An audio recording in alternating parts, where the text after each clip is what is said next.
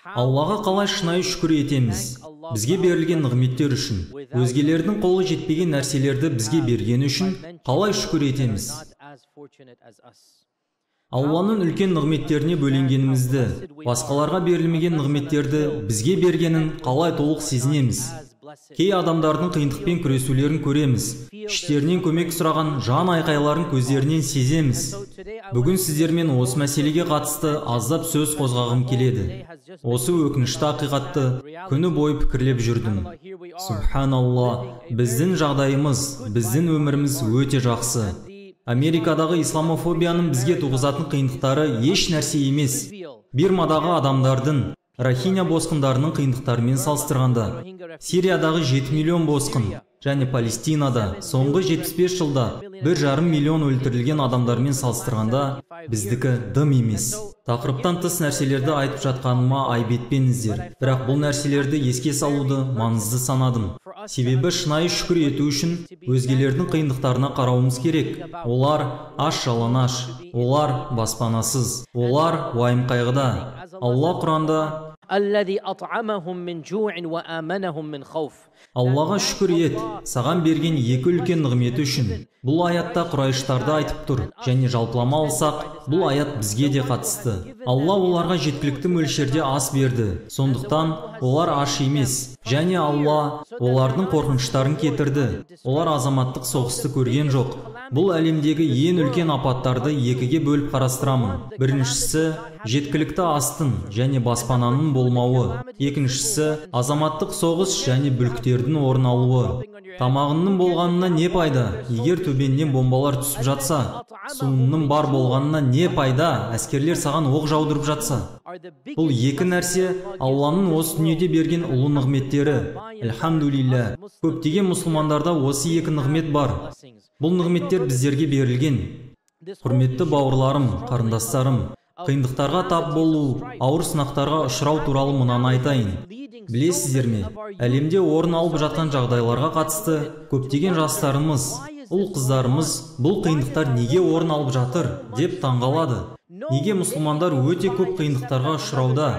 Тыныш өтетін бір күніміз жоқ. Әйтеуір бір қайғылы хабарды естиміз. Әйтеуір мұсылмандарды қорлап жатады. Палестинадағы жағдайды қараңыздаршы. Мен туылмай тұрғаннан бері солай. Кішкентайымызда Палестинадағы жағдай туралы еститінбіз. Палестинадағы үлкен дағдарыс 77 жылдан бері келеді. Рохиня, Сирия, Кашмир. Бұл тізімді ары қарай жалғастырып кете бере аламыз. Жас жігіттер мен қарындастарым қасыма келіп, бұл жағдайларды қалай түсінеміз? Біз мұсылманбыз ғой. Неге Алла мұсылмандарға, үмметке осынша қиындықтарды жіберуде, дейді. Бұл екі мағыналы сұрақ. Бір жағынан алып қарасақ, неге иман келтірген халықтар қиналып жатыр?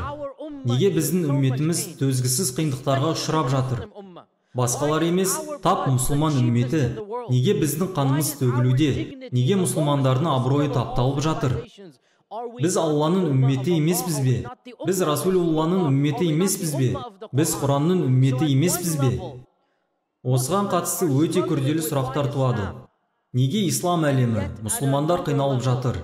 Ал оған жауап беру тіпті күрделі. Иманы үшін қиындықтарға тап болып жатқандар жай ғана мұсылмандар емес. Мұсылмандар мен өзге дін өкілдері сұрап жатады. Неге құдіреті күшті, бүкіл нәрсеге шамасы жететін Құдай, неге бұл дүниедегі адамдарға осыншама қиындықтар мен сынақтардың жетуіне жол береді? Солтүстік Америкада діндердің дамуына қатысты соңғы аптада өткізілген әлеуметтік сұрақтардың нәтижесі бізді таңғалдырмауы керек. Діндерге қатысты ең тез ұлғайып жатқан демография исламға тиесілі емес. Осыдан 20 жыл бұрын солай болған. Діндерге қатысты ең үлкен демографиялық көрсеткіш дінсіздікке тиесілі болған. Осы мемлекеттегі ең үлкен көрсеткіш 35%-ға дейін жеткен. Ол адамдар біз ешбір Құдайға сенбейміз деген. Бұл Америкадағы жағдай. Еуропаның кей мемлекеттерінде бұл көрсеткіш 2 еселенген, 70-75%-ға дейін жетеді. Бұл күрделі мәселе. Біздің талқылағымыз келмейтін тақырыптарымыздың бірі. Бірақ бұл мәселенің басын ашып алуымыз керек. Айтып өткен көрсеткіштер өзге сенімде болғандарға ғана қатысты емес. Христиан немесе яһуди, немесе буддист көршілерімізге ғана қатысты емес. Бұл нәрселер өзіміздің жанұямызда да орын алып жатыр. Бұл ащы ақиқат. Осы жерде отырған әрбіріңіздің жанұянызда, болмаса туыс-туғандарыңыздың арасында, жолдастарыңыздың арасында кемінде бір танысыңыз исламнан бас тартып, Құдайға сенбеймін дейді.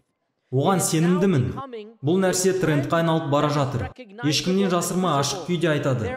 Солтүстік Америкада бұрынғы мұсылмандардың қозғалыстары бар. Бұл ұйымдар ашықтан ашық, бәріне жар салып, университеттерді аралап, мұсылмандардың жүректеріне күмән дәндерін егуде. Олардың айтатын күмәндары көп, бірақ солардың ішіндегі ең жиі қойылатын сұрағы осы кездесуді бастағандағы сөздерімен тығыз байланысты. Я, мұсылмандар, мынаны айтыңдаршы. Сендердің құдайларын Рахман және Рахим дейсіңдер. Рахмандарының рахымы қайда? Адамдар аштықтан өліп жатыр. Палестиналықтар өлтіріліп жатыр. Рахинядағыларды зорлап, қорлап жатыр. Сириялықтар жаппай өлтіріліп жатыр. Рақым қайда? Қалайша құдіретті құдайларын, аса қамқор, ерекше мейірімділерін осындай нәрселердің орын алуына мүмкіндік беруде. Бұл олардың ең басты дәлел ретінде қолданатын сұрақтары. Олар өздерін атеисттер, агностиктардың пайғамбарлары іспеттес сезінеді. Мысалы, Сэм Харрис, Билл Марр сияқты адамдар, бұл есімдер көпшілікке танылуда. Олар өздерін дінсіздіктің пайғамбарларымыз деп айтады. Біз адамдарды діндерден бас тартуға шақырамыз, дейді. Мысалы, Сэм Харрис сияқтылардың келтіретін ең бірінші аргументі, неге осыншама әділетсіздік орын алуда? Адамдардың қиналуларында қандай мән бар? Түсіндірші, дейді. Сонымен, бүгін шүкіршілік тақырыбынан сәл алыстадық. Бірақ бұл мәселенің шүкіршілікке қатысы бар. Сіздермен қиналу, азап шегу, зұлымдыққа ұшырауға қатысты тақырыпты талқылаймын. Бұл нәрсені мұсылман ретінде қалай түсінеміз? Бүкіл нәрсеге құдіретті Құдай, ерекше мейірімді Құдай, осы әлемде орын алып жатқан зұлымдық пен қиыншылықтардың таралуына неге жол береді? Бұл сұрақтарға теологиялық тұрғыдан қандай жауап береміз? Менің 15 минуттай уақытым қалыпты. Бүгінгі талқылайтын тақырыбым өте ауқымды. Бұл мәселені бізден бұрын өмір сүргендер талқылаған. Ақиқатына келсек, әрбір пәлсапашы Сократтардан бұрын да осы мәселені талқылайтын болған. Әрбір теолог, әрбір христиан, әрбір яһуди, әрбір мұсылман, немесе пәлсапашы, ғалымдар осы мәселені түсіндіруге тырысқан. Орын алып жатқан қиындықтар мен әділетсіздіктерді қалай түсінеміз, қалай қабылдауымыз керек? 10 000 жылдар бойы талқылап келген мәселені сіздерге 10 минуттың ішінде толық айтып бере алмаймын. Бірақ бұл мәселеге Құран мен сүннет арқылы жауап беруге тырысамын. Ең алдымен зұлымдық тақырыбын түсіну үшін Алла Тағала зұлымдықтар мен қиындықтардың жайылуына не себепті жол беретінін түсіну үшін мынадан бастайық. Осы тақырыпты ең алғашқы болып адамдар талқыламаған.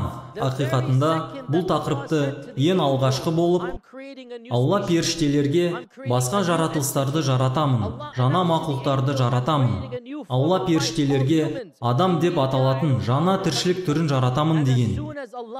Бұл жаңа мақұлықтардың періштелеріне сипаттап бергенде, періштелер Алладан не туралы сұрады?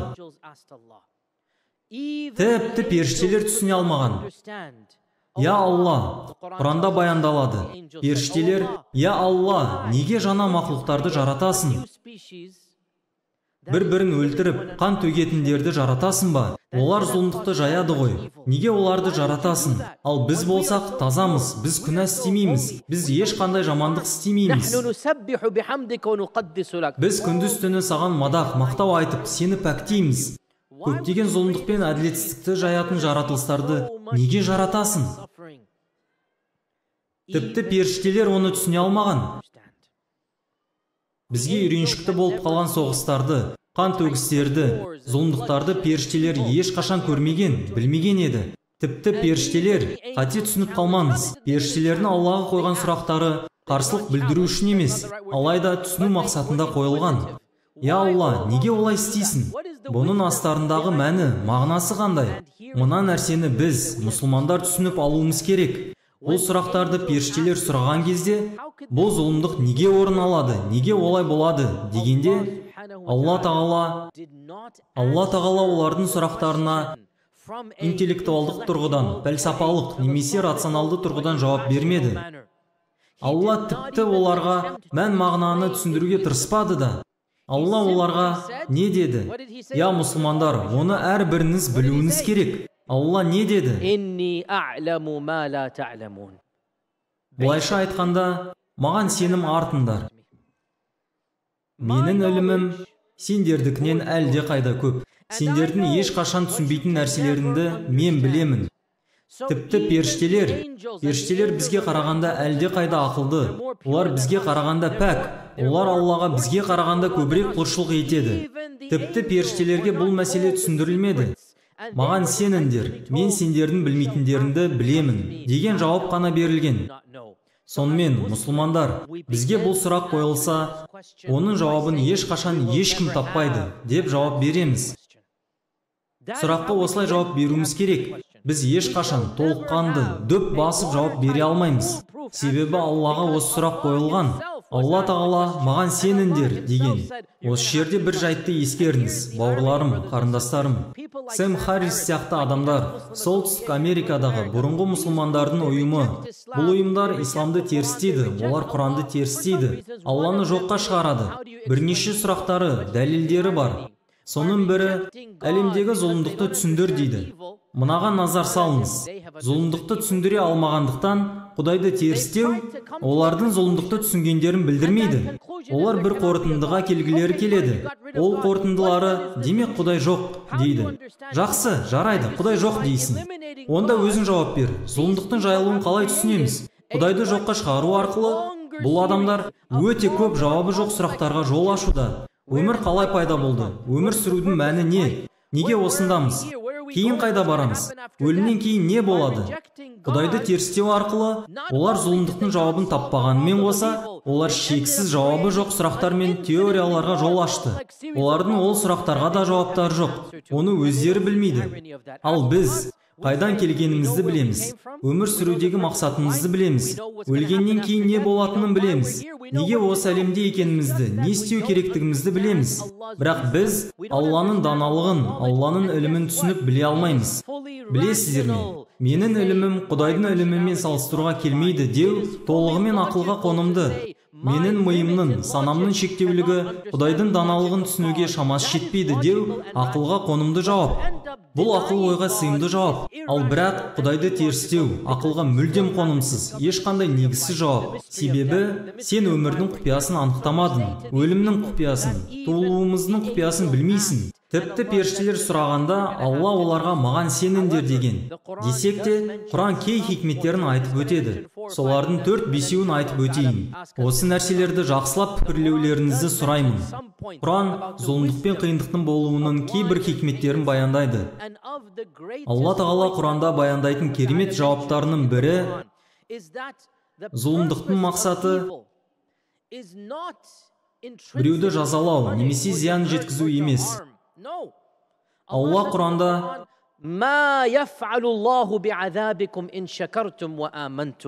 Алла сені жазалаудан не пайда табады? Егер сен оған шүкіршіл болсан, оған сенетін болсан, тақырыбымыз шүкіршілік туралы еді.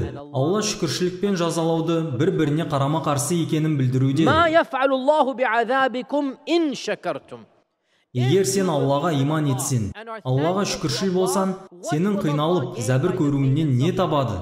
Бұл дегеніміз, бауырларым, қарындастарым, қиындықтардың басты мақсаттарының бірі үлкенірек нәрсеге жету. Үлкенірек нәрсе дегеніміз Алла Тағаланы тануымыз, Аллаға қайтуымыз, Аллаға құлшылық жасауымыз. Басқаша түсіндіретін болсақ, қиындықтардың астарындағы үлкен хикметтердің бірі уайымға салынудың, физикалық зақым алудың себебімен біз өмірімізде Алла Тағаланы қайтадан тауып жатамыз. Алладан алақан жайып сұраймыз, Алладан көмек сұраймыз. Егер бұл туралы ойланатын болсаңыз, Субханалла. Білесіздер ме, дұғаңыз қашан ықыласты, қашан шынайы жасалады? Қандай сәтте қолыңызды көтеріп, жан тәніңізбен беріліп, ішпейілділікпен, Алладан ықыласпен дұға жасайсыз, білесіз бе? Өміріңізде уайымыңыз болған кезде, басыңызға іс түскен кезде, қиналған сәтіңізде, сүйген адамыңыз науқастанған кезде, қиындыққа, апатқа ұшыраған сәтіңізде, қолыңызды көкке көтеріп, шын жүрегіңізбен Аллаға дұға етесіз. Міне, қиындыққа душар болудың астарындағы хикметі осы. Сынақтардың келуінің хикметі осыда. Көбінесе біз тәніміздің қалауларын орындап, жанымыздың азығын беруді ұмытып кетіп жатамыз. Жақсы өмір сүреміз деп, маңыздырақ нәрсені ұмытып жатырмыз. Ал бір қиындыққа ұшырасақ не болады? Жақынымыз науқастанса, біз бірден ақиретімізді ойлаймыз, Алланы ойлаймыз. Осы себепті біздің рухымыз, біздің жанымыз Аллаға қарай бет бұрады. Құранда бұл туралы адамдар қиындыққа ұшырағанда олар бізге дұға ете бастайды. Тұрып, отырған және жатқан күйде бізге дұға жасайды. Құранда айтылады, теңізге батайын деп жатқандар бізге ықыласпен жалбарынып дұға жасайды дейді. Адамның басына қандай да бір қиындық түссе, ол бізді еске алады. Ал қиындығын кетіргенімізде түк болмағандай бізден теріс айналып кете береді. Құранда көптеген аяттар келген. Көптеген аяттарда баяндалады. Басына сынақтар мен қиындықтар түскен кезде сен Аллаға қайтасың. Мынаны дұрыстап тыңдап, жақсылап түсініп алыңыздар. Алла оған тәубе еткен адамды ешқашан сөкпейді. Қиындықтары кеткеннен кейін Алладан теріс айналғандарды Алла сөгеді. Алла оған қиналған кезінде дұға жасаған адамды ешқашан сөкпейді. Оны сөкпейді, дұға етуі айып емес. Егер араларыңыздағы біреулеріңіз сырқаттанған кезіңізде Алланы қайта тауып жатсаңыз, балаңыз сырқат болса, қаражат мәселесімен қиналып жатсаңыз, эмоционалдық тұрғыдан дағдарыста болсаңыз және Аллаға көп дұға жасасаңыз, өзіңізді кінәлі сезінбеңіз. Қиындықпен уайымға душар болуыңыздың себебі осы нәрседен. Алла тағала дәрігер іспеттес. Сізге ащы дәріні беру арқылы сіздің үлкен нәтижеге жетуіңізді, үлкен мақсатқа ұмтылуыңызды қалайды. Қиындықтың оңайы жоқ, бірақ бұл қиындық одан әлде қайда үлкен апаттан сақтайды. Қиындықтардың мақсаты сіздің Аллаға құлшылық етудің ләззатын сезінуге жетелеуі. Бір ғалым былай деген: кей кездерде Алла тағала адамның басына қиындықты жібереді. Ол қиындығы себепті адам Аллаға құлшылық ете бастайды, дұға жасайды, Алладан көмек сұрайды. Осы арқылы ол адам Алламен ешқашан болмаған жаңа байланыс орнатады деген. Ол тахаджудке оянудың ләззатын сезінеді. Ол Аллаға ықыласпен дұға жасаудың ләззатын сезінеді. Ол Алламен байланыстан сондай ләззат алады. Тіпті ол ләззаттан айырылып қалғаннан гөрі қиындығының жалғасуын қалайды. Себебі ол адам біледі, қиындығы кетсе, Алламен байланысы әлсіреп кетеді. Ол адам қиындығының кеткеннен гөрі Алламен байланысының сақталғанын әлде қайда қаттырақ қалайды. Міне, қиындық пен уайым қайғының астарындағы хикметі осы. Сондай-ақ бауырларым, қарындастарым, бұның басқа бір хикметі, оны Алла тағала Құранда баяндайды. Неге қиыншылықтар орын алады? Әрбір адам өз деңгейіне сай сыналып жатыр. Палестинадағы бауырларымызды, Рахинядағы қарындастарымызды көреміз. Әлемдегі мұсылмандарға қарасақ, мұсылман еместерге де қарасақ, о Құдайым, мыналардың өмірі өте қиын ғой. Алла оларды қатты сынап жатыр екен дейміз. Я, рас, Алла оларды сынап жатыр. Бірақ ойлансақ, Алла мені, сізді, баршамызды сынап жатыр. Баршамыз түрлі сынақтармен сыналамыз.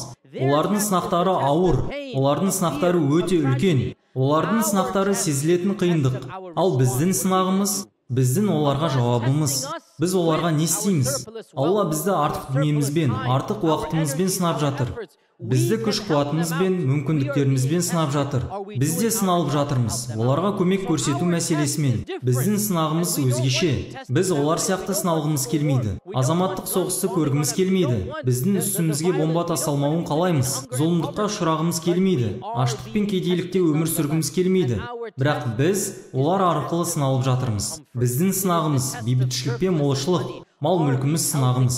Біз мұқтаждарға көмек береміз бе, жоқ па? Бұл нәрсе келесі мәселеге түрткі болады. Ол мынау: неге зұлымдық кеңінен жайылуда? Алла тағала зұлымдықты, әділетсіздікті ұнатпайды. Алайда зұлымдық себепті туған жақсылықты ұнатады. Алла зұлымдыққа қарсы тұратын жақсылықты ұнатады. Алла Құранда Wallahu la yuhibbul fasad. Алла зұлымдықты жақсы көрмейді. Алла Құранда Wala yarda li ibadihi al-kufr. Алла күпірлікке разы емес. Алла зұлымдықты ұнатпайды. Алла нені ұнатады? Wallahu yuhibbul muttaqin. Wallahu yuhibbus sabirin. Алла тақуаларды жақсы көреді. Алла садақа берушілерді, Алла сабырлыларды жақсы көреді. Енді сіздерге сұрақ. Егер басыңызға қиындық келмесе, сіз қалайша сабырлылардан боласыз? Сұрақ. Қалайша садақа берушілерден боласыз, егер мұқтаждар болмаса? Сұрақ. Қалайша жетімдерге көмек бересіз, егер жетімдер болмаса? Қарны ашты қалай тамақтандырасыз, егер бәрі тоқ болса? Жомарттығыңызды, иманыңызды, тақуалығыңызды қалай көрсетесіз, егер жақсылық істеуге ондай мүмкіндіктер болмаса? Бауырларым, қарындастарым, зұлымдықтың болуын Алла ұнатпайды. Алайда Алла зұлымдыққа қарсы тұратын жақсылықты жақсы көреді. Себебі Алла біздің зұлымдықты жоюға қарсы жасайтын жақсы амалдарымызды жақсы көреді. Алла зұлымдықты жақсы көрмейді. Алайда Алла зұлымдықты жоюға бағытталған жақсылықты жақсы көреді. Бауырларым, қарындастарым, қиындықтар себепті біз жақсылыққа қол жеткіземіз. Дініміз бен дүниеміздің, дүние мен ақыретіміздің жағдайы, жәннатқа не тозаққа баруымыз біздің осы зұлымдыққа қатысты әрекеттерімізбен анықталады. Біздің таңдауымызға қатысты. Біз шетте тұрып қиналғандарды тамашалап тұра алмаймыз. Біз шетте тұрып өзім дей алмаймыз. Өзімді жарылыққа балайын алдымен, жақсы өмір сүрейін. Зәулім үйде тұрып дәмді тәттіні таңдап жегім келеді. Басқалардың қиындықтары маған қызық емес дейтіндерден болсақ, біз емтиханнан өтпей қаламыз. Керісінше, былай дей аламыз. Бұл өмірде жеп ішуден жоғары тұратын мақсатым бар. Альхамдулилля. Алла маған жақсылықтар берді. Бейбіт жерде туылдым. Не жеймін, не кемін демеймін. Мал мүлкімде баршылық. Мені ықпалды етті. Әлеуметтік желіде мүмкіндіктерім бар. Өзгелерге ықпал ете аламын. Және қиналып жатқан уайым қайғыдағы жандарға көмек қолымды соза аламын. Бауырларым, қарындастарым, біз осы зұлымдықтың себебімен өзіміздің өмірімізге үлкенірек мақсат қоюымыз керек. Өзгелердің уайым, қиындықта болуының хикметтерінің бірі бұл дүниеден кейін басқа өмірдің болатынын түсінуіміз. Өзгелерге көмек көрсету арқылы, өзгелерге жәрдем беру арқылы Аллаға құлшылық жасау менің мақсатым. Шама шарқымның жеткенінше зұлымдыққа, кедейлікке, аштыққа, кез келген қиындыққа қарсы тұру менің мақсатым. Осы арқылы амандықта боламын. Осы арқылы жәннатқа қол жеткіземін. Осы арқылы жәннаттағы деңгейім анықталады. Сонымен, бауырларым, қарындастарым, зұлымдықтың неге болатынын біз толыққанды түсіне алмаймыз. Бірақ Құранды пікірлеу арқылы иман еткендер, Аллаға иман келтіргендер көптеген даналықтарды үйрене алады. Сол даналықтардың бірі біз өміріміздің мақсатын түсінеміз. Біз өзіміздің болмысымызды түсініп, үлкен мақсаттарға талпына аламыз. Осы жерде жиналуымыздың мақсаты адамзатқа қызмет ету арқылы исламды жаю.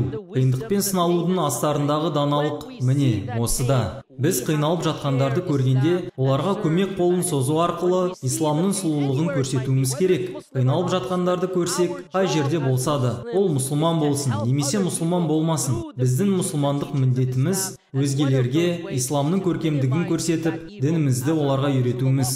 Біздің пайғамбарымыз саллаллаху алейхи вассалям былай деген: кімде-кім бұл дүниеде мұсылман бауырының, қарындасының қиындығын кетірсе, Алла ол адамның қияметтегі қиындығын кетіреді. Кім осы дүниеде қарны ашты тамақтандырса, Алла ол адамның қияметтегі аштығын кетіреді. Кімде-кім жалаңашты киіндірсе, Алла ол адамды қияметте киіндіреді. Міне, бұл зұлымдықтың астарындағы хикмет. Хикмет зұлымдықты тамашалап шетте тұруда емес, алайда бар күшімізді салып, ол зұлымдыққа қарсы күресуімізде, оны жоюға тырысуымызда, қолымыздан келгенінше күрессек, Алла тағала бізді бақылап отыр. Біз әлемдегі зұлымдықпен күресуіміз керек. Мынаны дұрыстап тыңдаңыз. Осыны айтып сөзімді қорытындылаймын. Зұлымдық концепциясын түсінбегендіктен, исламды терістейтін адамдар, Құдайды жоққа шығаратындар, неге бұл әлем керемет жер емес? Мен Құдайға сенбеймін, себебі Құдай бар болса, жер бетінде зұлымдықтар мен қиындықтар болмас еді, дейді. Бұл адамдарға, асығыстыққа салынып тәкаппарлыққа бой алдыратын адамдарға біз былай дейміз: қиындықсыз, зұлымдықсыз әлемді жарататын Құдайға біз де сенеміз. Біз де сондай Құдайға сенеміз. Бірақ ол әлем Даруссалам. Әл-Дарус-Салам деген зұлымдығы жоқ мекен. Біз де сондай әлемге, жәннат деп аталатын мекенге сенеміз. Аш-жалаңаштар болмайтын, әділетсіздік орын алмайтын, ауру сырқау, мүгедектер болмайтын, соғыс, қан төгіс болмайтын, өлім болмайтын мекеннің болатынына сенеміз. Біз де Құдайдың сондай тұрақты жарата алатынына сенеміз. Сені мен менің арамыздағы айырмашылығымыз, сен өзіңнің тәкаппарлығың себебімен осы жерде және дәл қазір деп отырсың. Құдай маған қазір бер дейсің. Менің жәннатым жоқ екен, мен сені жоққа шығарамын. Бұл оның тәкаппарлығы.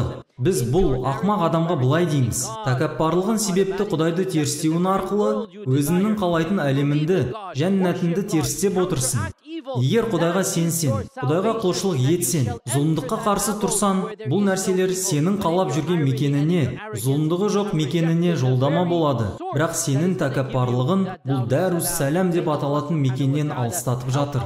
Алла тағала Палестинадағы бауырларымыз бен қарындастарымызға қорған болсын. Алла олардың соңғы 75 жыл бойы көріп жатқан қысымдарын, уайым қайғыларын, қиындықтарын кетірсін. Алла Рахинядағы мұсылмандарға, Сириядағы мұсылмандарға, Кашмирдағы мұсылмандарға, Қытайдағы мұсылмандарға, Эритриядағы мұсылмандарға және әлемдегі барша мұсылмандарға жар болсын. Алла тағала баршамызға зұлымдыққа қарсы тұратын күш қуат нәсіп етсін. Алла тағала баршамызды бүгінгі күні, бүгінгі жерімізде мұсылман атына лайық болған, ислам нұрын арттыратын жандардан етсін. Тек жақсылықта жарысуды Алла нәсіп етсін және барша жамандықтан Алла бізді сақтасын. Ассаламу алейкум ва рахматуллахи ва баракатух.